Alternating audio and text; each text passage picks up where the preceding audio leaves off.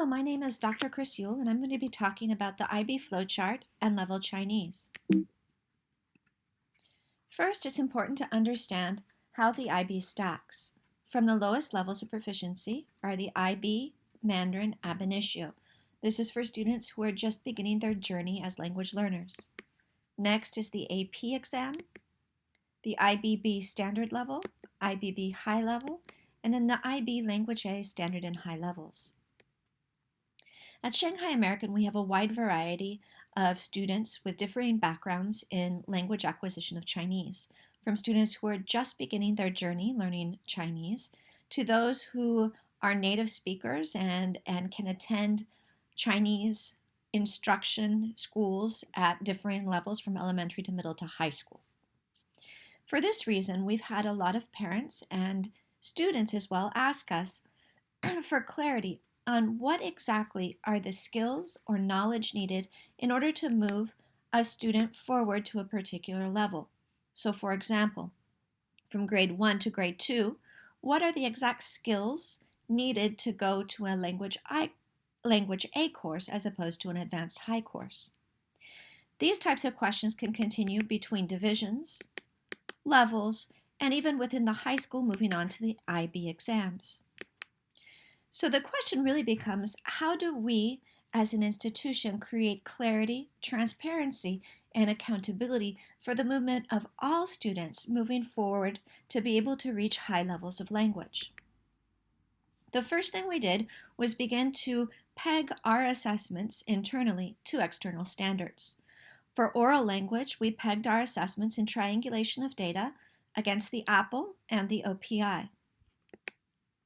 For reading, we used the Level Chinese platform across elementary, middle, and high schools because of the pegging against Common Core standards as well as ACTFL standards and the use and the correlation with the YCT. Next, what we wanted to see was the analysis of the quantitative to the qualitative data. For example, did the data seem to reflect the teacher's understandings of where students were? So we did this type of research and gathered teacher feedback for reading as well as for speaking for the data that we collected. Once we were sure that the qualitative and the quantitative data was in agreement, we moved on to the next step, in which we began to analyze trends. If a student was at a given speaking level, then what was generally the trend for the reading level? Of course, there are exceptions in any group, but we wanted to analyze general trends. So in order to analyze the trends, we looked at the data of over 1,000 students in our school. Once we'd done this, we pegged novice, for example, oral language proficiency to specific reading levels, intermediate, and advanced oral proficiency to specific reading level ranges. Then we began to compare and contrast between how these groupings stacked up against the IB. The real goal in all of this was to create a clear step and lock system through which students could gain clarity as to what the next steps of learning are in order to move forward in our flowchart, as well as in their learning to becoming high-level speakers, readers, and writers of the Chinese language.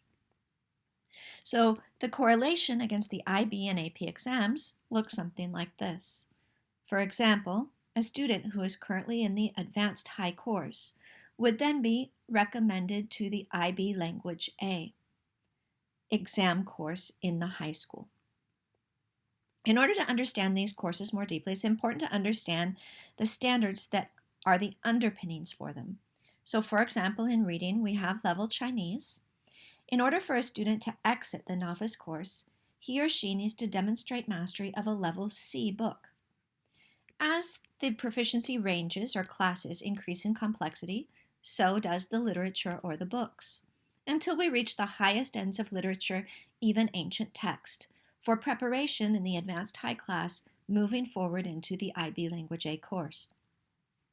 So through this work of Level Chinese, you can see a clear progression of complexity from beginning levels to high levels in reading.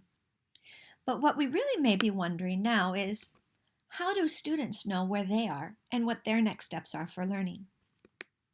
Students can now click into Level Chinese And they have a dashboard like this. They can click into their library and in the top right-hand corner see their level of reading. If I take this student, level J, reading level, and plug it into the flowchart, I can see that this student would go to the intermediate high course. If the student decides, hey, I want to do something about that, I really want to be in the advanced low course, then the student has access to materials and can choose a filter of the next steps for learning, J, then K, then L, then M, can listen to the books, can read the books, and can take quizzes to practice in order to move his or her level up. When the student reassesses, if he moves from J to M, then the next course placement would become, for next year, Advanced Low. This is just to give you an example of how the system works, and this is correlated as well and looked at with the oral proficiency progression, and then in the future moving more and more towards the writing. This is the draft where we are right now in terms of our course flowchart based on standards. We would like to thank Level Chinese for their work in making the data visible and accessible in order to help us create clear standards and systems of accountability for all students reaching high levels of Chinese language. Thank you very much.